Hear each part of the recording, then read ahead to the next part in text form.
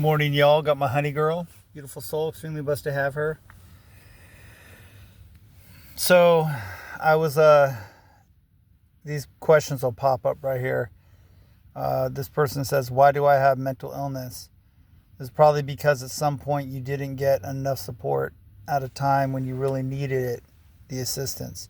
Obviously, I can only speak in broad generalizations for a question without much context, but quite often mental illness results from facing a life circumstance or a set of circumstances that overwhelmed our ability to cope, and no one suitable was around to lend us the extra strength, the practical solutions to quickly get back on an even keel again. When we face overwhelming hardships and when we feel that we don't have what we need to solve them, often an accurate assessment, sadly, we develop certain beliefs or ways of understanding how the world or relationships operate. These beliefs then turn into expectations, even anticipations of what's going to happen next, the shape of our subsequent behaviors, and that can start to reinforce the patterns of what's happening. When we go further and further down the spiral, because the problem cycle becomes self-perpetuating without us realizing the role we've been playing in that, a lot of mental illness would absolutely be mitigated by giving people access to the resources they need. And no strings attached cash handout would actually solve a lot of people's distress and problems. Unfortunately, there's a lot of political antipathy I can't even say that, antipathy to that fact, and so the world just doesn't work out that way. Without access to the next best solution to relieve mental illness and emotional suffering is to help people improve their basic circumstances, focusing on giving them new coping skills, increasing their social participation so that new supports might arise, helping them appraise some important decisions they need to make, and supporting them to follow through on the changes, and then helping them to identify and reconsider the underlying expectations that their behaviors have been based on, seeing if other softer interpretations might also be possible, and if that changes how they might respond to things, breaking the problem cycle so that they don't keep maintaining themselves, and so that the person can finally start experiencing something different. A lot of mental illness would never have arisen in the first place if people just had more access to money and to good, reliable people to lean on when they needed it. Yeah, that's pretty good. I like that, Little upvote. I won't comment, but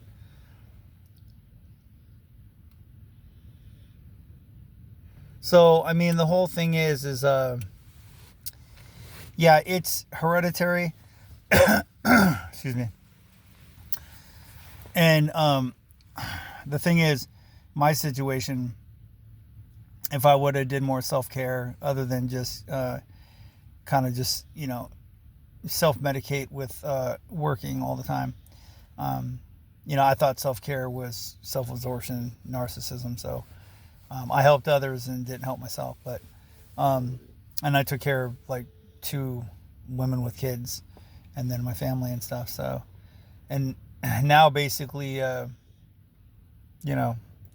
it's just honey girl and myself, and constantly trying to rebuild because I was enabling others that I thought, would change, and they didn't. So, I mean, it's just, I look at it, being ultimately my fault because, the situation I'm in, finances and everything is due to the fact that, I didn't put myself first. And the thing is, it's, it is, I hate to say it is what it is, but it is. So I just try to make the best of it. And honey girl and I, we made it through a lot worse than this, right, honey girl? You're so cute. I love to hear you breathing and just, right here. I just want to spend more time with her. I just want to basically get a place and then just do normal stuff, try to work more. It's really hard with everything. It's kind of took the wind out of my sails with work. I work 75, a lot, 120 hours a week. I mean, a lot of working and just trying to make ends meet and just trying to get ahead and basically just, trying to do things for other people that, unconditional love, like Honey Girl's unconditional love. Beautiful soul. It's really blessed to have her. And just still trying to help. That's the only reason I'm on social media is, just trying to help. And, it's like, but the whole thing is, no one's going to be there for you, honestly. You have to be your own self-advocate. It's really difficult. And mental health sucks because they don't help you, honestly. Fuck you, Big Pharma. Put me on the wrong meds. Almost took me out of this world. And the thing is, physical and mental scars, all the ECTs, none of that shit is beneficial because they don't really care about you. And people should care about other people. They should, but they don't. And that's the sad fact. And that's just me being honest. And that's how I am, honesty and integrity.